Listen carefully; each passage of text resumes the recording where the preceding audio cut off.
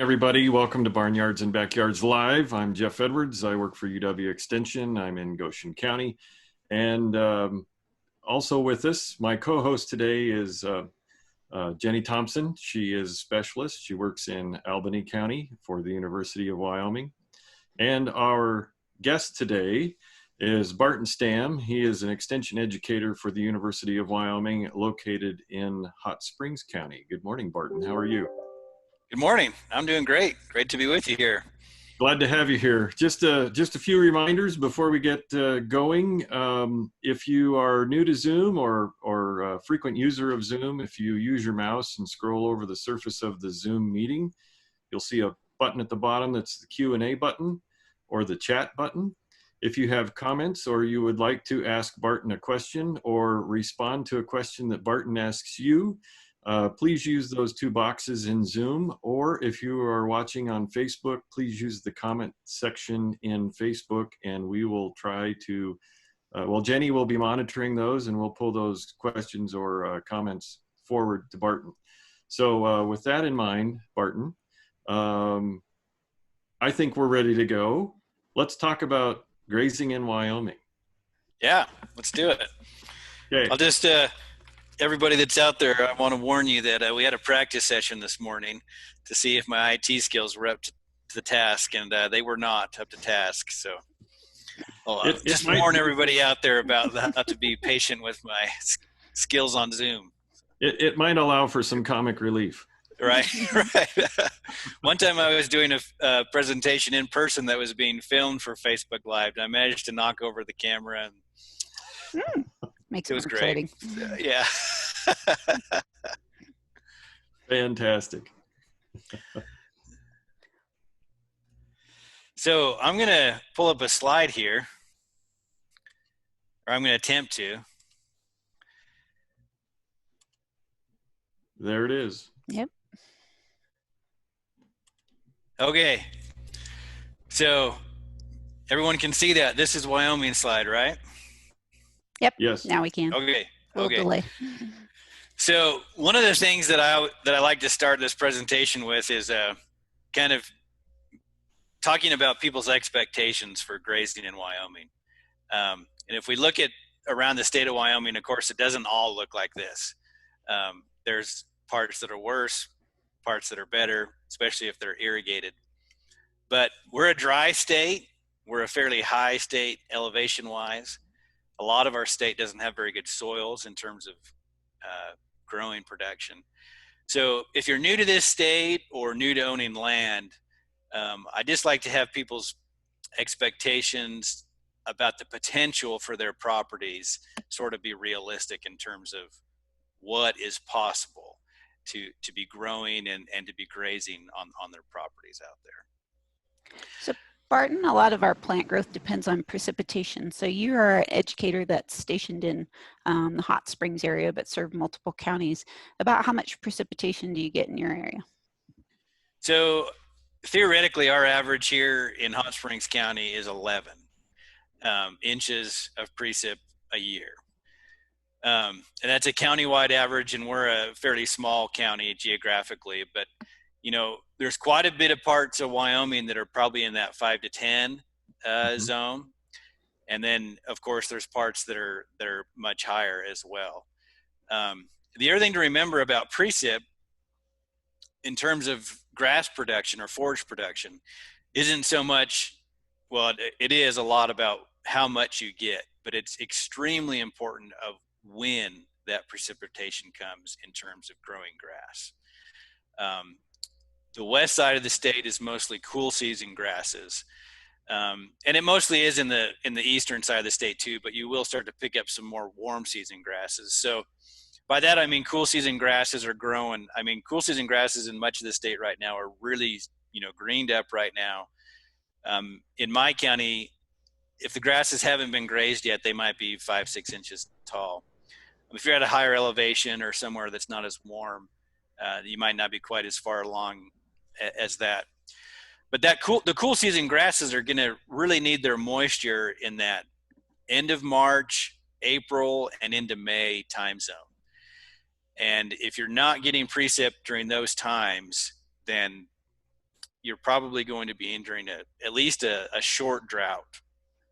If you have more warm season grasses, those May and June rain events are become more important for you.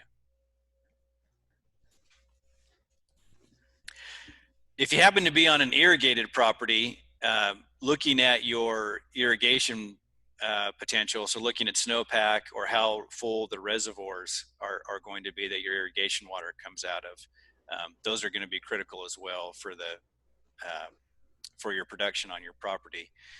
And of course, those irrigated properties you can do so much more with than you can with dry land. But a lot of our properties that we work with are dry land areas, or they may be properties that have irrigation, but maybe your irrigation rights are junior, or maybe it's not a very good year, and so your irrigation water might be limited. That happens frequently as well. Mm-hmm. So Barton, what's the typical grazing cycle? Is that something that you'll get into, or that people need to know about, or and is it different for each type of livestock, right? So you can have a mix of livestock on your property.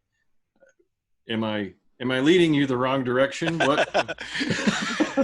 No, not at all. In fact, so I'm gonna skip, or not skip, but I'm gonna move forward to this slide here, because what this slide is showing, I know the grass in that picture kind of looks like grain to me, but just kind of imagine that that's a perennial grass that's growing, and it's showing sort of one cycle here, sort of one reproductive cycle. So on the left where it says one shoot, there's probably some places in the state that are not much past that right now in terms of where their grass plants are. And then you go all the way to the right-hand side that's titled ripening, and you can see a plant that's already set seed and gone dormant. And so this is the reproductive cycle of a plant. And that's really gonna drive, where we are in that cycle is gonna drive a lot of our grazing management decisions. So what I wanted to do is sort of ask everybody out there if they could respond, or if Jenny and Jeff want to respond. If you were a grass plant, so you're not a small acreage owner anymore, if you were a grass plant, where on that cycle that I'm showing on my screen here, where on that cycle would you least want to be grazed if you were the grass plant? So imagine yourself the grass plant. Where I would least want to be ripening. Okay, so Jeff says ripening, and we can make a stipulation here that it's possible to overgraze any time of the year. We can make that. It's possible to do that. But if you were the grass plant, when would your least favorite time to be grazed or mowed or taken off? So we have one answer of ripening. Probably when you're just getting started, because you're using your root End of the spectrum. yeah, one on each side. Okay, yeah. I'll give you diversity of opinions. So this grass that's growing here, what is its biological goal? So Amy on the Zoom chat says, I would say beginning stages too. The beginning, okay. Mm-hmm. So let me clarify that. When you say beginning, we're talking clear over to the left, the one shoot in the tillering section. Yeah, around that area. But even up to like leaf sheath lengthens, I would say. Well, and to get to your question about what is your biological goal, it's reproduction. Right. Yep. So the goal for most living things is to be able to reproduce. Okay, so then I'm going to, before we talk about the answers, are there any other answers? Not yet. Okay. They're being shy. So sometimes a lot of times we'll get answers, from different areas on that graph, but probably the very beginning down there on the left is the most common answer. So before I get into where I would kind of talk about my answers, I want to ask another question is, what is happening out in the environment that's driving this cycle to happen? So to go from one shoot all the way to ripening, What are the factors in the environment that are driving that to happen? And does it happen at the same speed every year? I wouldn't think so. So it's probably being driven by moisture, temperature, maybe day length. I don't know if grasses are dependent. So soil temperature and soil moisture are the things that are the main drivers of this process.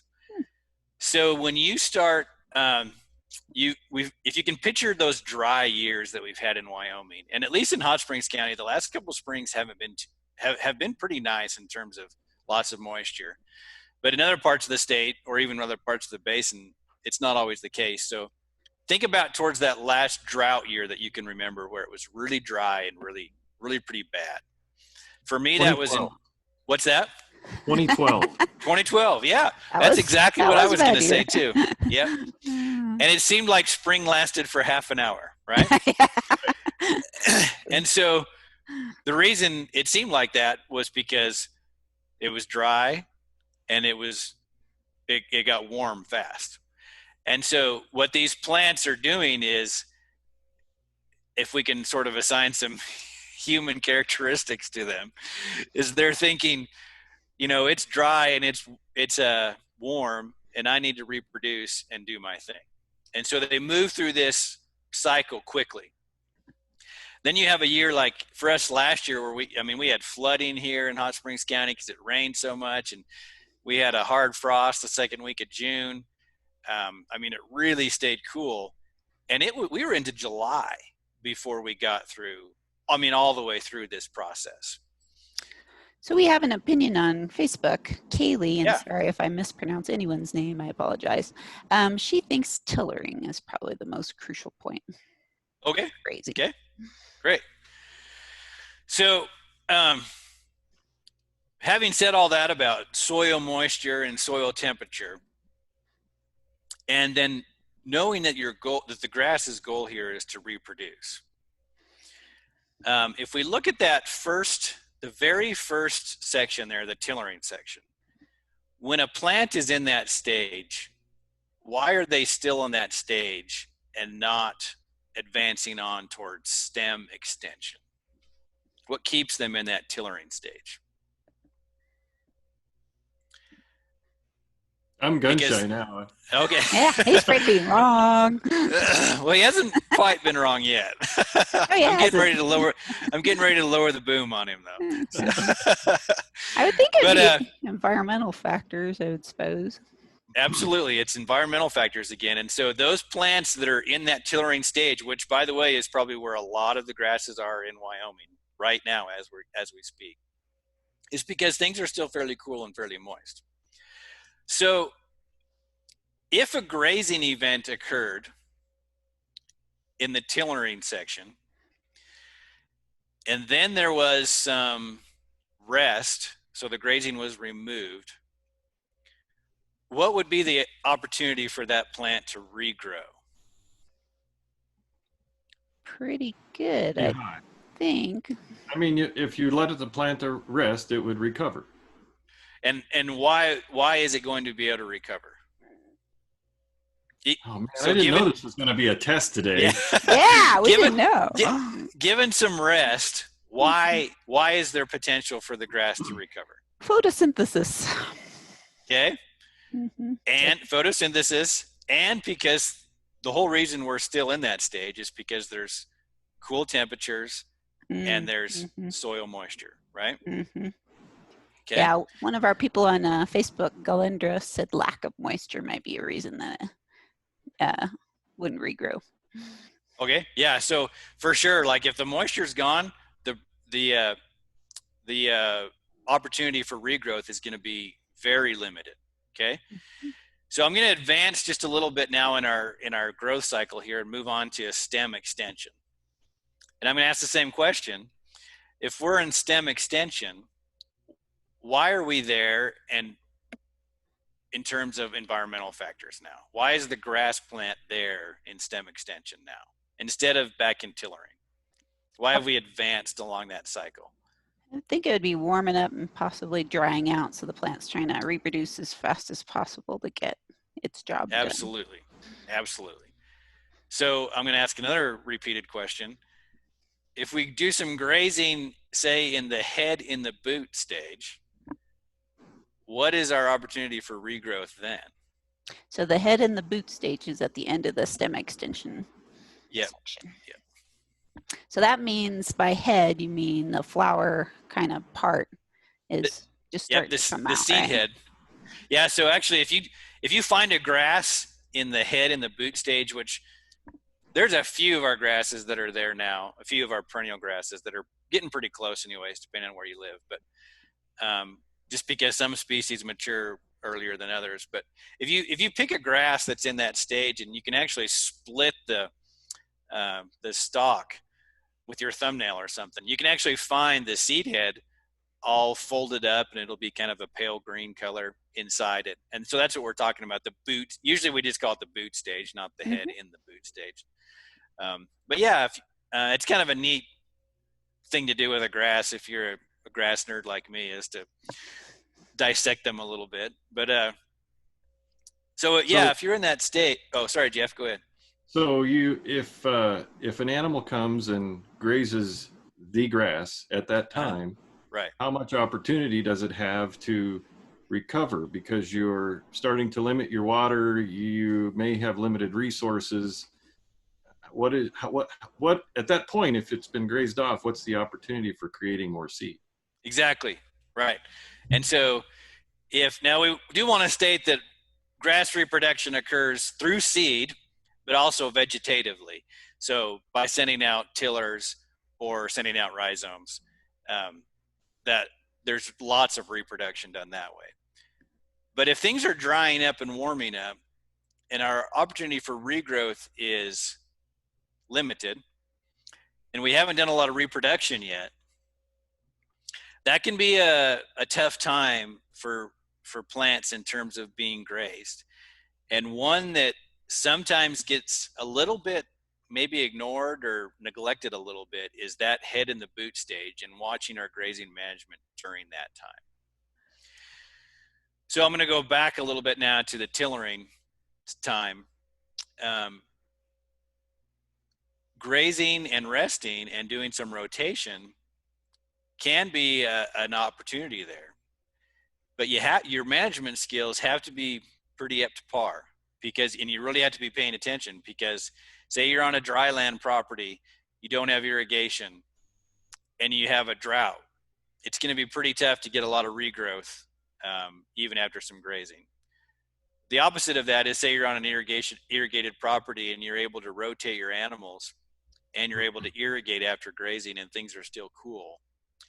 You can actually keep those grasses in the vegetative state longer and actually get more production out of them through some wise and skilled grazing management. So if you're on a dry land site, one of the keys is to watch the weather, right? Yeah, absolutely. Yep. And I actually have a rain gauge up, and we had a big thunderstorm last night.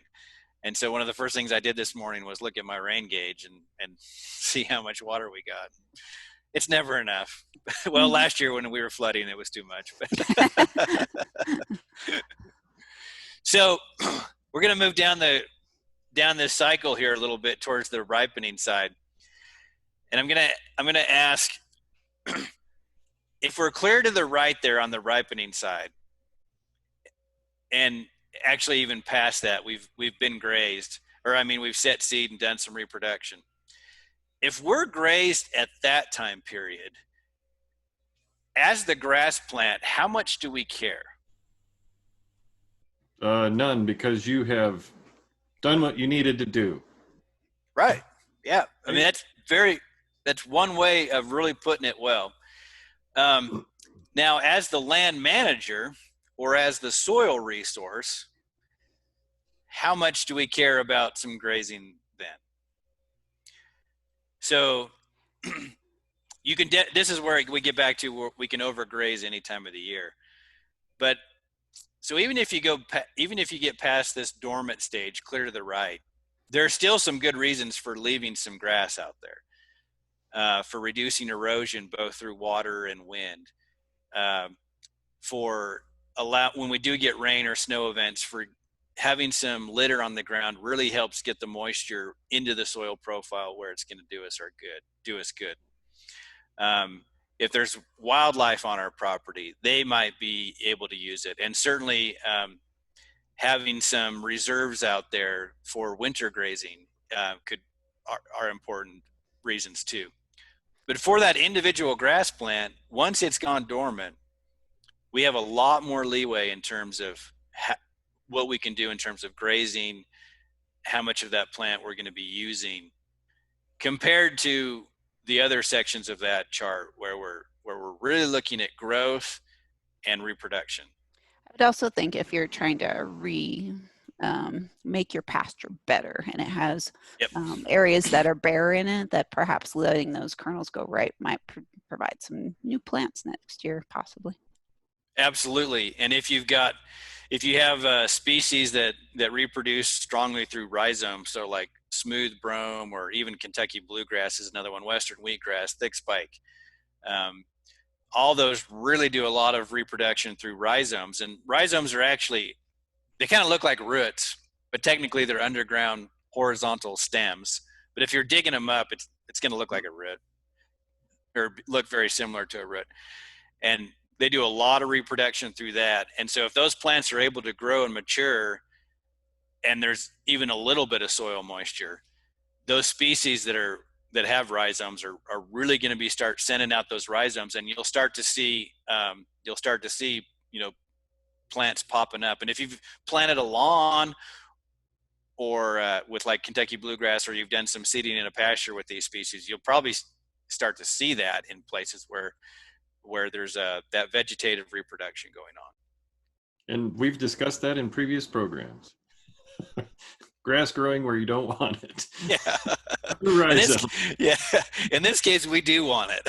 We do want it in this instance. It all depends, doesn't it? That's right. Yep.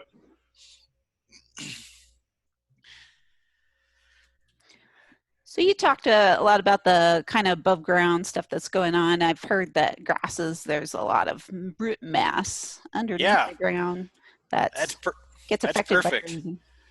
So in this slide, of course, the title there, think about the roots. And so what I like to do if I'm looking at a grass field, especially one that's in recovery mode. So by that, I mean, if there's been some poor grazing management on there, and we're kind of trying to change things around, just imagine what's going on below the soil. And for most of our pastures that are perennial grasses, so that means the grasses or the forages are living multiple years. What really is the perennial part of the grass? The root system. Yeah, exactly. It's not what you see. It's not what your animals are consuming. It's the root system. And so what we're kind of trying to show with this slide here is how much of the roots need to be replaced every year. So there's some root die-off and root production that needs to occur every year. And then also, if you look, the picture on the left-hand side has those arrows, one below and one above the soil surface, pointing to the inner space there between that grass plant. And you can kind of see how the roots are, underground at least, the roots are pretty much filling in the spaces. If you go clear to the right, where the grasses have been grazed more heavily, there's more of an inner space there. And that animation there's not real great it looks more like a poplar or something like that, or a tree, but it's supposed to represent a weed. And what's happened there is, or what I'm trying to illustrate is that there's been some heavier grazing there, maybe some overgrazing. And so we've opened up some inner spaces there in the soil. We've opened up resources. We've opened up sunlight. We've opened up moisture and soil resources for other species to come in. And those are a lot of times non-desirable species. So cheatgrass, knapweed, even, a lot of the mustards. There's countless ones that could come in, and it started invading our pastures through overgrazing. And they're not going to be, typically those species won't be receiving the grazing pressure. And so what we've really kind of done there is swapped the competitive advantage to the weeds, to those species because they're not getting grazed and our grasses are. And this is typically sort of the fundamental problem for when we see problems in, or when we see situations where pastures are overgrazed, is the competitive advantage has switched from the desirable species to the undesirables. So you're So saying really, when oh, animals have a choice on what they want, if they have a choice, they're in a large enough area where they're able to choose between plants to eat, they will tend to choose the plants we want to keep and healthy more than the weeds. Is that correct? Absolutely. Yeah. and so then eventually, if grazing continues in that manner, you will eventually have more weeds than desirable forage, Yep. correct? Yep. Okay. And you'll even get into situations where you just, you might, where you have bare ground, and but bare ground is eventually going to lead us to probably some form of weed. So it'll start with overgrazing. You might move into bare ground, and then from bare ground, you're going to have those invasive species coming in. And then that competitive advantage is getting right back to the selectivity. If you take me to a buffet and tell me I can have whatever I want, I'm going to start out with the ribeyes and the ice cream and ignore less desirable species like cauliflower and tomatoes and those Jeremiah kind. over here, he would say broccoli. Yeah. There we go. So really kind of try to imagine what's going on with your roots. And those are really the perennial part of the plant. And they're the part that we're really wanting to take care of. And they have implications too in terms of the moisture through rain or irrigation or snow. It has to get down into the soil profile before it's going to do any good. Same with fertilizer. If you're fertilizing pastures, it has to get down into the soil profile to those roots before it's going to be doing any good for you.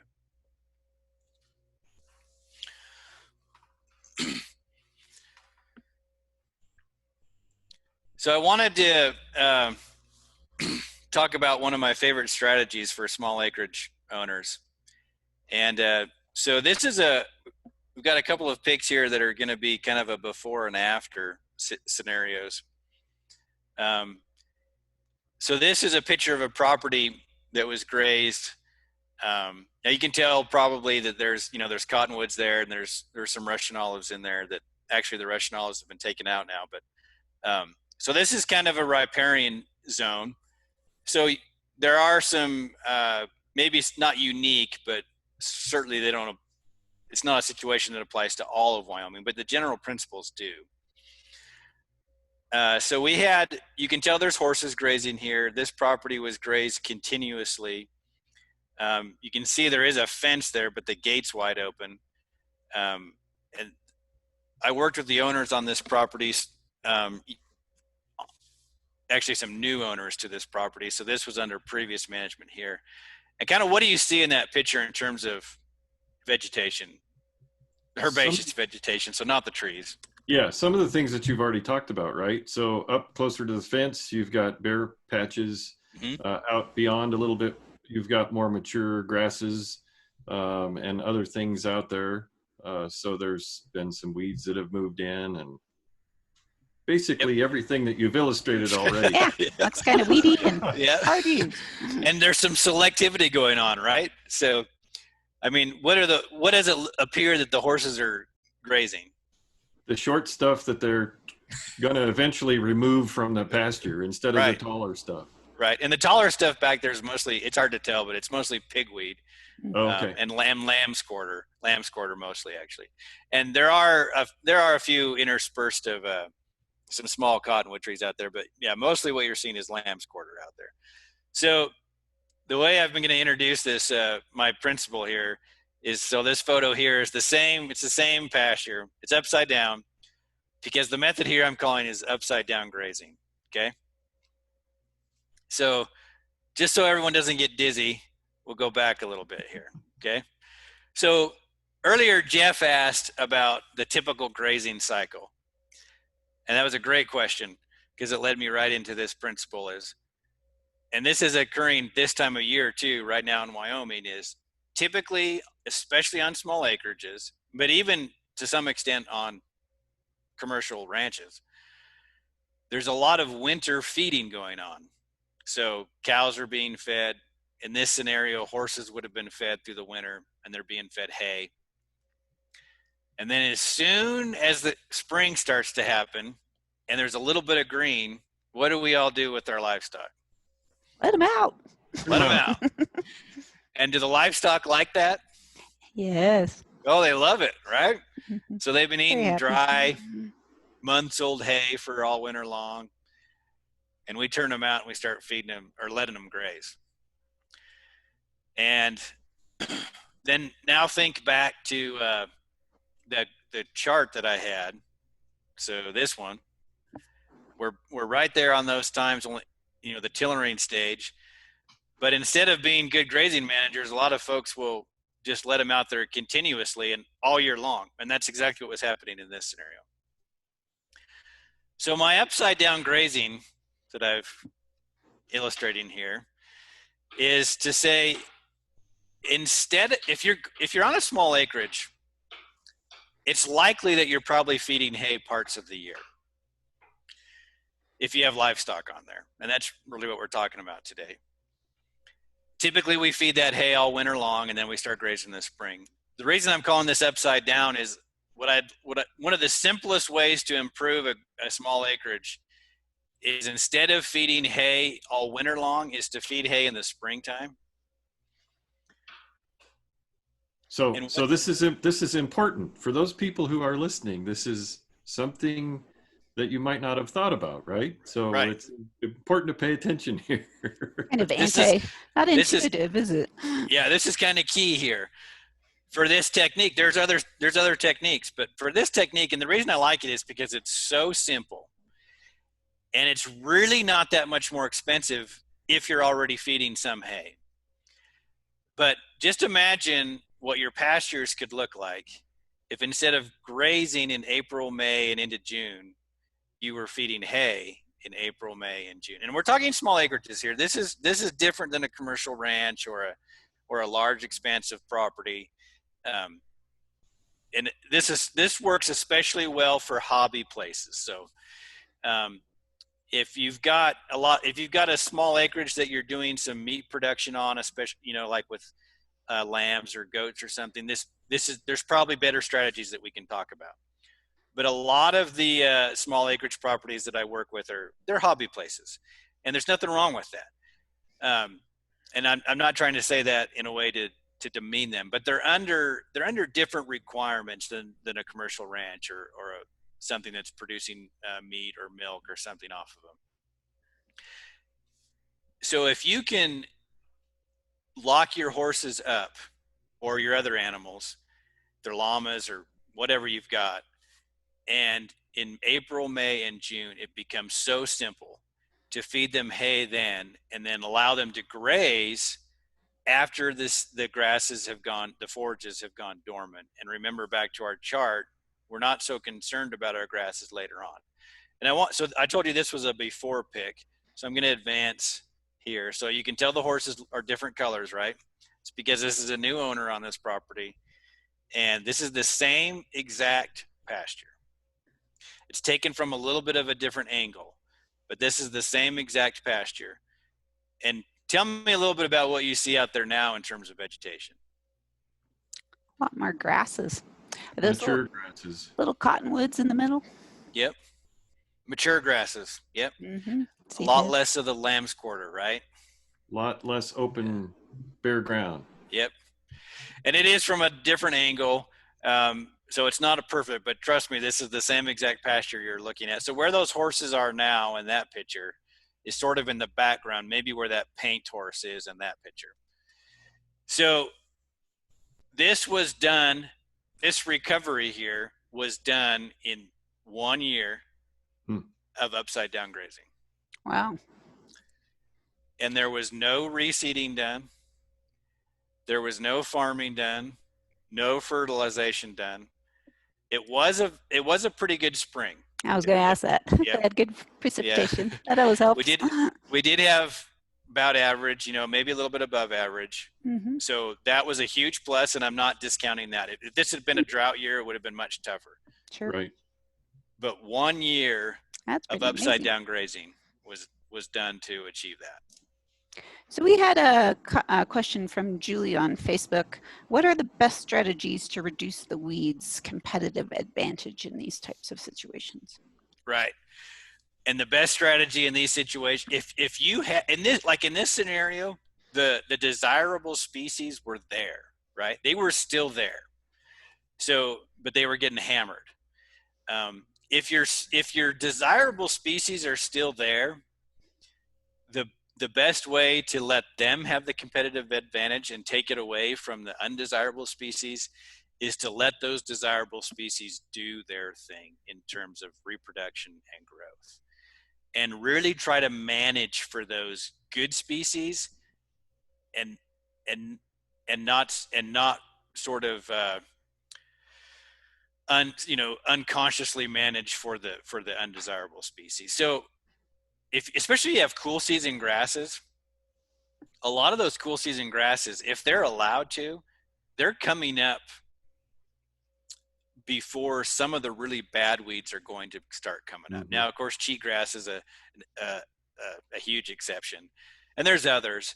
But for some of those real problem weeds that we talk about, or just having bare ground out there, also having those species, letting those species grow up in the spring and do their thing is tremendous. And that's all we did here in this situation. Now, if you've got a scenario where your desirable species aren't there, I mean, they never were there, or they've been so overgrazed that they've died. Yeah, they got up and walked away. Left the building. Well, they wanted to, but they weren't Right, they able wanted to. Then we're gonna have to start talking about doing some reseeding, and looking at some of those practices, and encouraging basically doing some farming. So if a landowner was looking at their place and was trying to figure this out, do I have enough good plants left there to allow it to recover? How would you suggest they go about figuring that part of it out?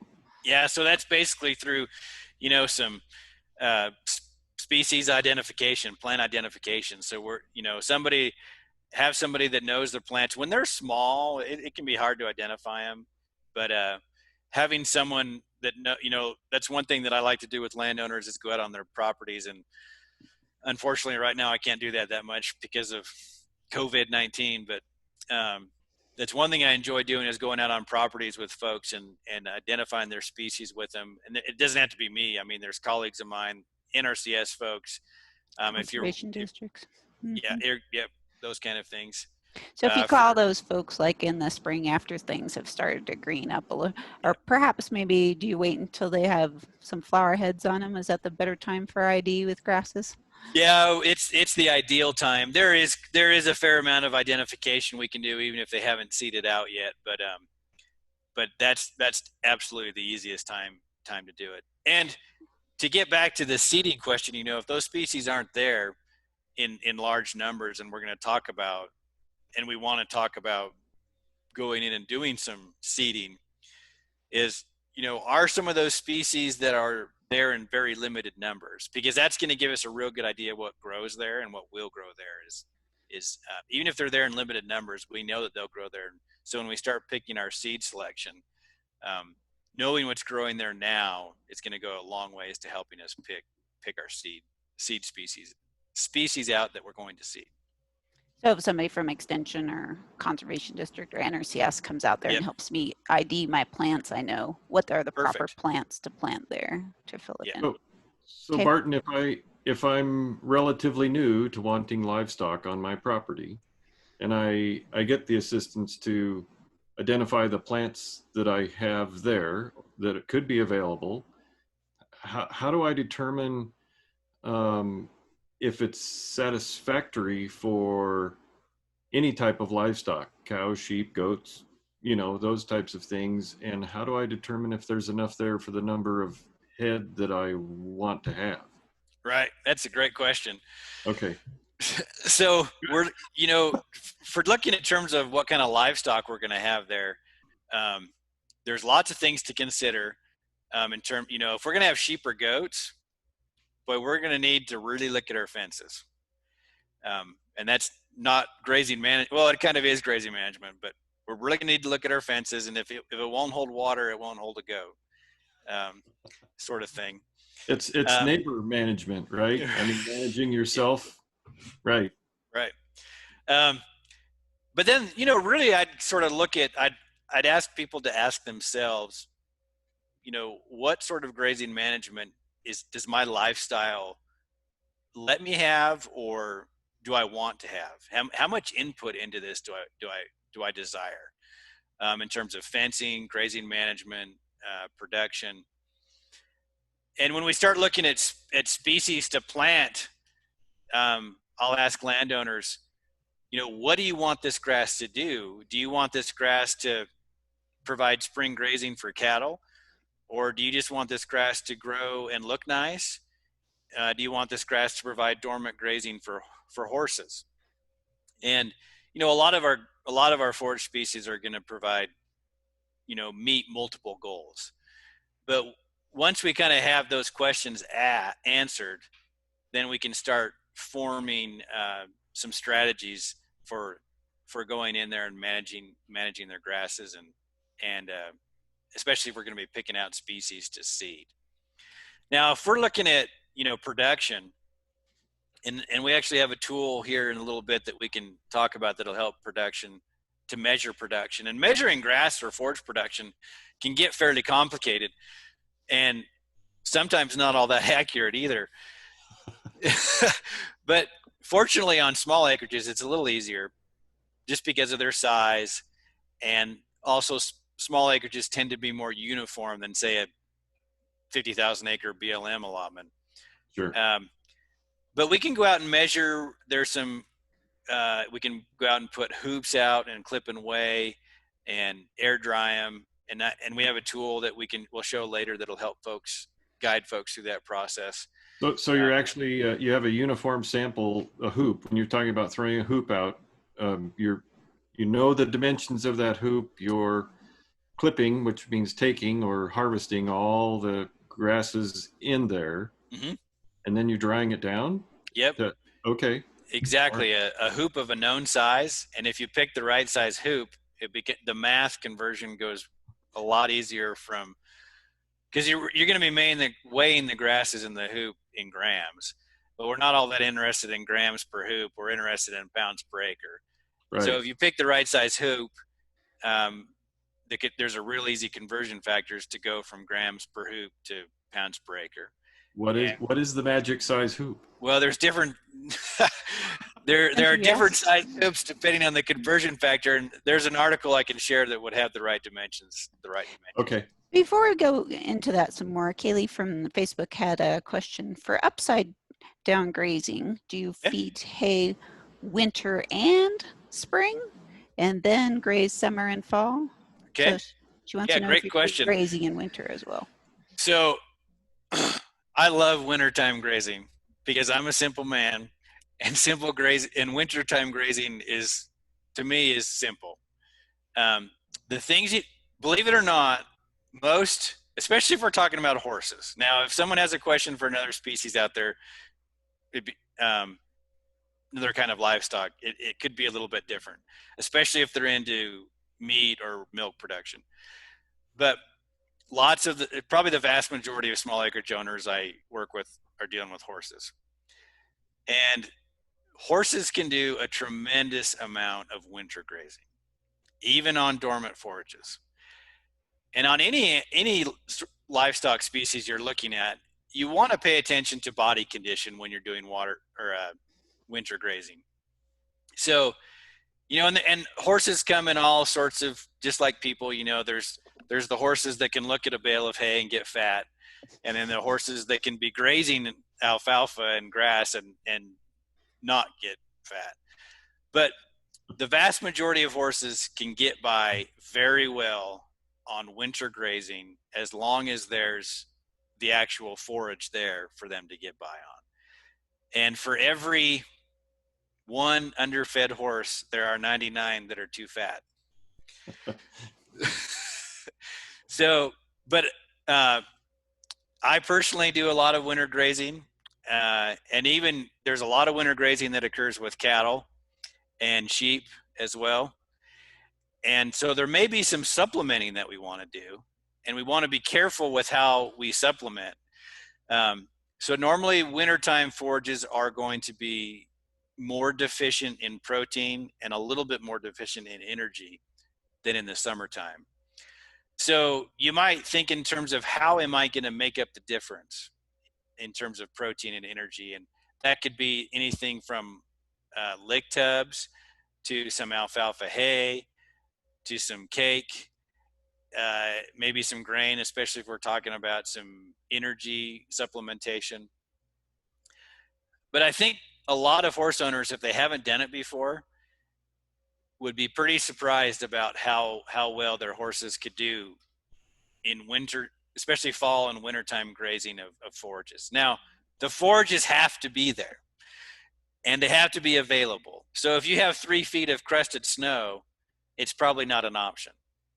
If you have a few inches of snow that they can get through, or the forages are tall enough to stand above it, then they can do it. But really the key there is animal performance and paying attention to body condition. And of course, if you have a 27-year-old horse and his teeth are gone, we're going to have to be doing a lot more than say a 10-year-old gelding that's getting used, a couple times a month. The situation has to be customized, but for the vast majority of horses, there's a lot of wintertime grazing that could occur. So I went ahead and unshared you, Barton, and pulled up the Barnyards and Backyard site, just to show folks that we have some pages on there with forages, pasture, and grazing that cover some of the topics that Barton is talking about. He's written several articles, and one of them's on the upside down grazing. So if folks want to go in there and pull up that article, they can read more about it. But also what brought it to mind was he was talking about knowing the condition of your animals. And so we have at least one article in there that talks about how do I know the condition of my animals. And so figuring out, if they're getting too much food or not enough food, there's ways to go about doing that. So lots of resources available through the Barnyards and Backyards website. So we had another question from Facebook. If you have a lot of warm season grasses, blue grama, is waiting till July to graze long enough?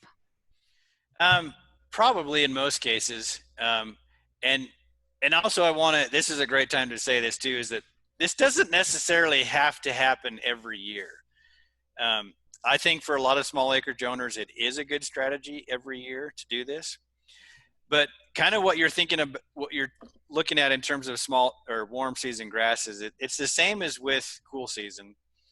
We're wanting to let them mature. We're wanting to let them reproduce, go through their reproductive cycle. And July probably for much of Wyoming is going to be pretty sufficient, even for warm season grasses, and maybe even a little bit earlier than that, especially depending on how your growing season went, which for those warm season grasses is going to be, much more May and June and a lot less April and May. Well, and I think you've already indicated this too, Barton, is that you really have to pay attention to what's happening with the weather that particular year, and pay attention to that. And if you are getting adequate moisture, you might be able to go a little bit longer. If you're not, shorten up what you're doing. Right. Yeah, I think we have an article on the site that some folks wrote that talks about that timing of making that decision, which can be helpful to some folks that haven't done it before, with looking at when do I need to look at how much precipitation that we've got to basically pull the decision chain on whether I should buy more hay to feed my horses during the summer. Yep. And back to the question about, feeding hay winter and spring,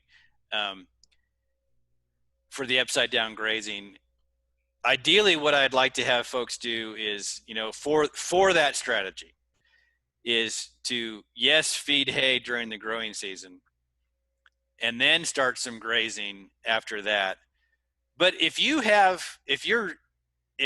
don't have enough forages that are growing, even if you're doing upside down grazing, so your demand is bigger than your supply, there's going to become a point where you're going to have to start feeding hay again. Now, if you've got, 40 acres of irrigated land or sub-irrigated land, and you have 1 or 2 horses or a llama and a goat or something, you could very well have more supply than demand. And so there's an opportunity where we could still do upside down grazing, or we could do some more rest, rotation, intensively grazing those properties as well. And we might even do a combination of upside down grazing and some more intensively managed grazing. The reason I like upside down grazing so well for small acreages is because it's simple. Folks are already probably feeding hay at some time of the year. And the big shift for this strategy is to shift which time of the year we're feeding most of the hay. Very good. So what else would you like to cover this morning, Barton? Okay, so I guess, am I going to be able to screen share again here? Yeah, you should be able to figure it out. I'm kind of bossy. She just bumped you off. Yep. Away permission. Control.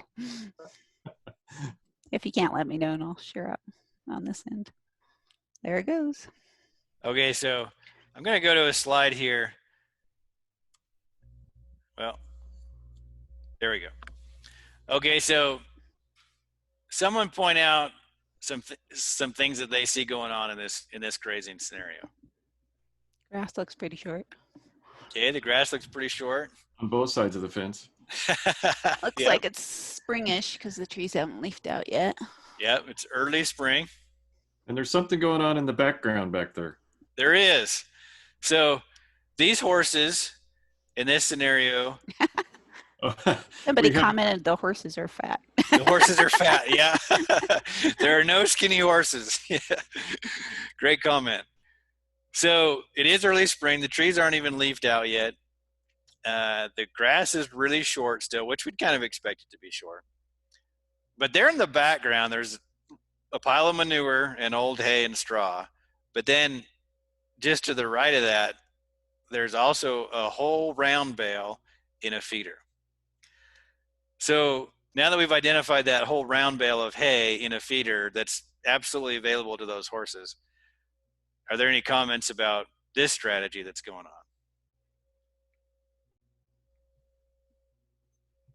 on? They have too many opportunities to feed, right? Right.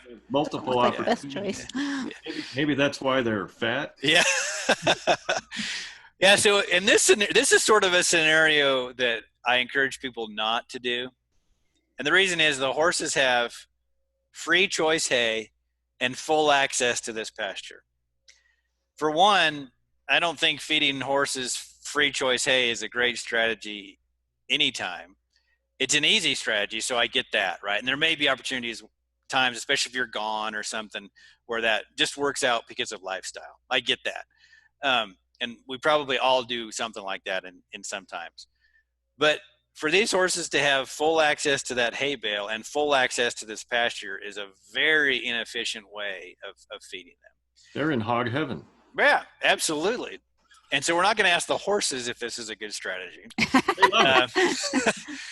But if we're going to be feeding free choice hay, lock those horses up in a corral and feed them free choice hay. Or even better yet, lock them up in a corral and feed them the amount of hay that they need, even once a day. I mean, twice a day would be better. But don't allow them to have free access to hay and free access to your pastures. Because we're grazing in a sensitive time of year for these plants, and we're feeding a lot of somewhat expensive hay. It's just a kind of an inefficient way to be feeding our horses. So we have a question on Facebook about reseeding. Do you want to take that now, Barton? Sure, yeah. Says, as from Anna, any tips on reseeding an overgrazed and weedy pasture? Sorry if this was already covered. I joined late. Okay, no, that's a great question. First of all, there's a really good resource out there that's free and really easy to find. And if you'll just Google dryland pastures in Montana and Wyoming, it'll come right up.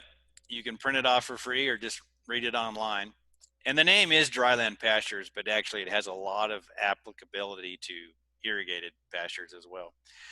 And they have some good techniques in there about species selection and seeding techniques. When you're seeding grasses, there's a couple of real important concepts. For one, you need to pick appropriate species for your site. For two, you need to figure out a way to reduce competition that's already out there in terms of weeds. Now, we can talk about that from spraying weeds, plowing, disking, even doing some heavy grazing if it's something like cheatgrass or false wheatgrass or some other weeds, and we've got goats and sheep available to us. There's some different techniques to reduce competition. And if we were in a true farming scenario, we'd probably do something like chemical control and mechanical. So that's the plowing and disking. The other real important thing to remember when you're seeding grasses is soil depth in the soil. So seeding depth is really important. Most grass species, their seeds are really small, and they need to be seeded. They need to have good seed to soil contact. But if you get them too deep in the soil, that's a good way to have those seedlings fail. So most grass species probably need to be about 1/4 to 3/8 of an inch deep in the soil and no more, maybe 1/2 inch. So that's a little bit different. You know, if we were planting oats or some other big grain, you know, you can plant oats 1 inch, 1.5 inches deep, and they'll probably come up fine. But with perennial grass species, you really need to watch soil depth. So if you're using a no-till drill or some other sort of a seed drill to put them in, you want to have good depth control. That's probably one of the biggest reasons for failure other than lack of water. So timing of that seeding is going to be real important too. If you're on a dryland acreage, a very late winter, very early spring is a good time to be seeding, or even a dormant seeding like in November and December is also a nice time. If you're on an irrigated acreage, you have a lot more leeway in terms of when you can seed, as long as you can apply irrigation water. So later in the spring works, and even sometimes those late August, early September times make a great opportunity to seed if you're able to irrigate it right after you seed it. And the strategy there is you're going to try to plant late enough in the summer that temps have cooled down a little bit, which for some in Wyoming, that's not that big of a deal. But for here in the Bighorn Basin, we get pretty hot in the summertime. And so we'd be wanting to look at a little bit cooler temps. So 1st of September can make a great time to seed in some cases. Barton, it's your comment about seed to soil contact. One of the instances that I went out and looked at where they were having issues getting their grass to germinate, when they planted it, they didn't remove the duff. They just planted through the old grass that was there and those types of things. And all that really did was go down into the furrow where the seed was at, and it didn't allow good seed to soil contact. And they really got poor germination. In fact, it was basically 100% non-germination event for this particular planting. So, you know, it's that seed soil contact is very important. Right. So and if you kind of want you don't want like a rock hard seed bed at all, but it kind of needs to be firm. So like you definitely want to be able to make an indentation into it with your hand or fingers, but you don't want it to be fluffy either. Right. Yeah. Right. Yeah. And in the horticultural area, when we're talking about planting grasses for turf and those types of things, you really only want maybe 1/4 of an inch of loose soil on top that you can incorporate that. And it's the same type of thing. So Barton, I think a lot of people that are near to our area, they're a little surprised that we recommend doing some of the seeding perhaps in the fall or in the late winter months. Can you explain why that's a good idea? The late winter months, so those are some dormant seedings. I mean, my strategy for that one is that think about, you know, if a grass plant was out there naturally seeding itself, you know, so its seeds are gonna fall down in the summertime, and probably, if they're going to be successful, they're going to fall somewhere or get placed somewhere by wind or an animal or hoof action into the soil, and they're going to lay there until conditions are right to start growing. And again, that's driven by soil moisture and soil temperature. So in Wyoming, if you're doing a dormant seeding in November, December, almost in every case, you're not going to have those conditions until spring. Mm-hmm. But especially on dry land seedings, you want to take every advantage you can of rain, fall, or late spring or early spring snow events. So by a dormant seeding, you're getting the seed into the ground in November, December, and then whatever sort of late winter, early spring snows and rains come, you're going to get full advantage of. Can make a big difference that time of year. Now, if we're talking so you want to do that, you kind of have to, one thing you have to watch is you either want to do it late enough in the year that it's a true dormant seeding, that there's really no chance of germination until spring, or you need to do it early enough in the year, so late summer, very early fall, so that to give those plants time to germinate before we start to get a lot of hard frosts. So, in some of Wyoming, that's going to be pretty tough to do, and especially on certain years. But in much of Wyoming, it's pretty possible to do that. And what I like about those seedings, late summer, very early fall. And when I say early fall, I basically mean, the first week or so of September. So that's really not fall, but so I'm going to define that a little bit. In Laramie. Well, yeah. And in your case, Barton, it's got to be before hunting season. Right. That's right. Yeah, that's important too. And what you're kind of trying to do there is, a lot of our annual species, you're not going to get a lot of competition from then. So you'll get some, but, of course, cheatgrass might be doing its thing again in the fall.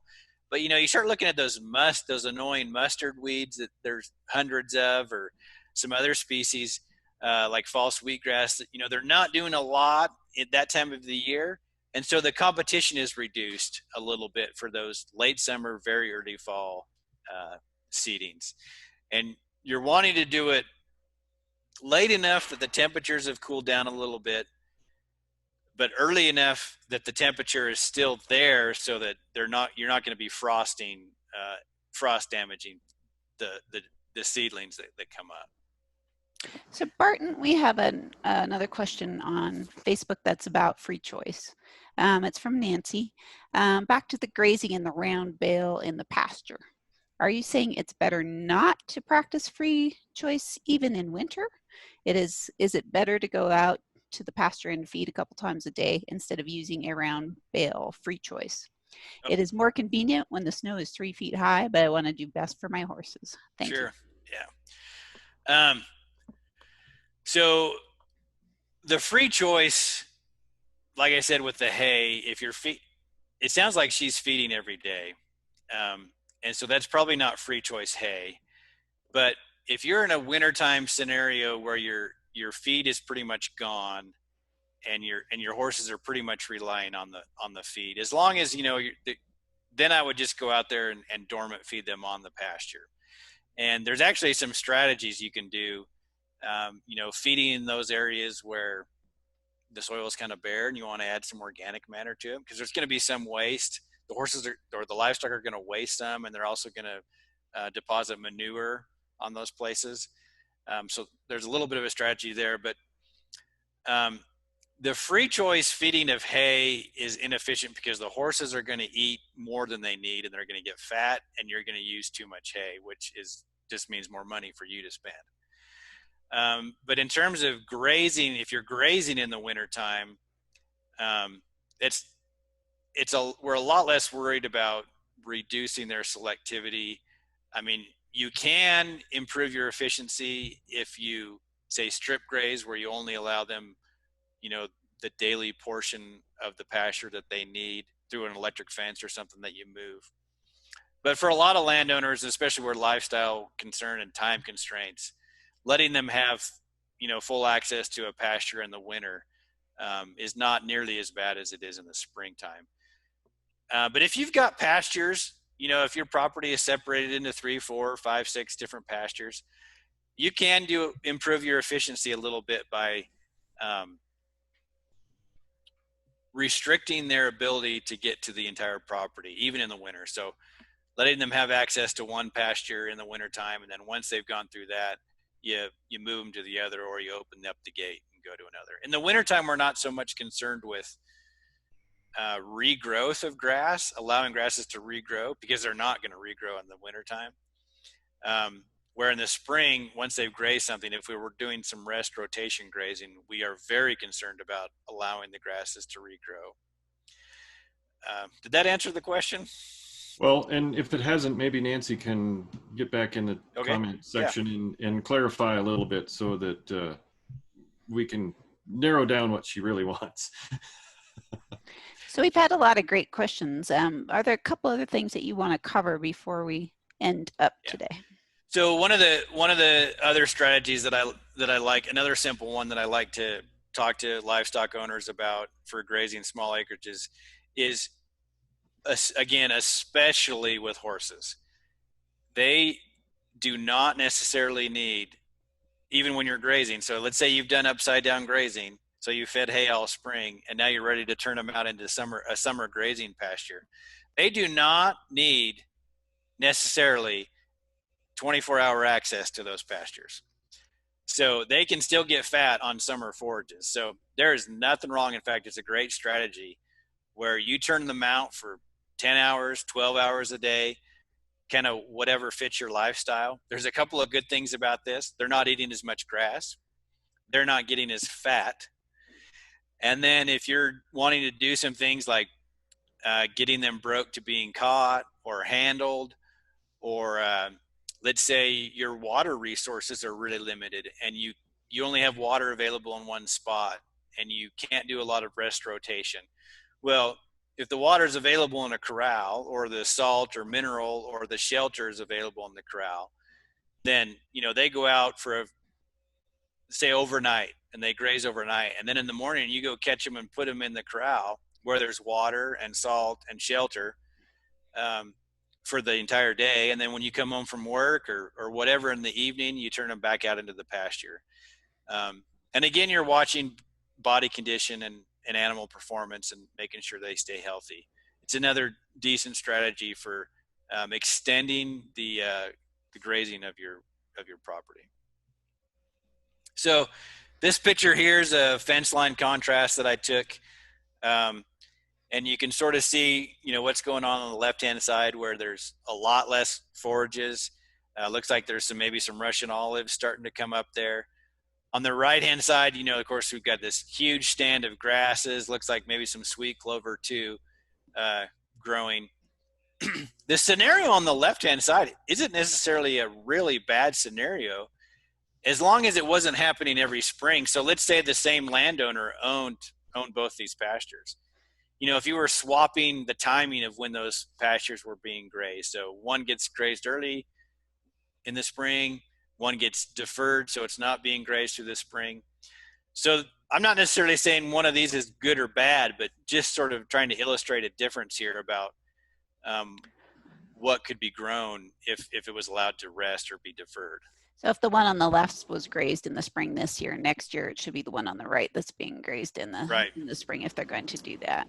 Right. Yep. Okay. Switching it up, and actually, the more you can divide it up, the better. So if you have more numbers out there of pastures or paddocks, it works pretty well. But this would be an awesome scenario to practice a combination of upside down grazing, and also not letting them, even when they are grazing, not letting them have full access to the 24-hour around the clock access.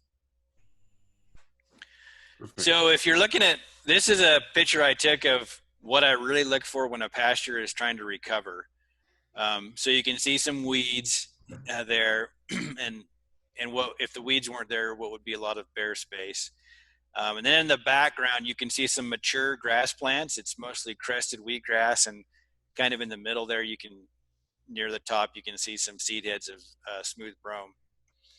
And then right here in the foreground, you see this little guy coming up. And so that's a seedling of a smooth brome coming up, and you can tell it's way behind in terms of maturity from the other grasses, even the other smooth brome in the pictures. But what this is really showing me is that this pasture is being allowed to heal. And that smooth brome seedling that's coming up is probably coming up from a rhizome, one of those underground horizontal stems. You can tell that the other grasses have been allowed to go to maturity. They've done their thing. They've got their seeds ready to go into the soil, and they've also done some vegetative reproduction. So this is kind of a really neat sign of a pasture that's being allowed to heal. So Nancy from Facebook says that yes, you did answer her question. Great. Free choice. Great. Good deal. So this picture here is what we did here. This was a property that actually had cattle grazing on it. And we instituted a rest rotation grazing pattern where some pastures are, so we have small paddocks that are being grazed at a time, and then all the cattle were being moved from one paddock to another. But the entire property was not in this rest rotation management. So it was really kind of an ideal scenario for someone like me that wanted to do this sort of mini applied experiment. And so you have these two clumps of dirt, and basically all we did was stick a shovel in the ground, stomp it in with our foot and pull up a divot. On the left, what do you see compared to the one on the right? Lots of roots. Lots of roots and dark soil. Yep. And that's exactly what we're talking about. Remember that slide where we said, think about the roots. And so this was a way for us to actually see the roots. So the clump on the right was separated from the clump on the left by nothing more than an electric fence. They are literally about 4 or 5 feet apart from each other from where we dug them out. The clump on the right was subject to continuous grazing. The clump on the left was in a rest rotation management regimen. And this is a different property than the one I showed earlier, but this was also done in 1 year. And, this is not something that property owners typically look at, but it's just as important to look at the root structure as it is the above ground growing biomass, right? Yep, absolutely. Yep.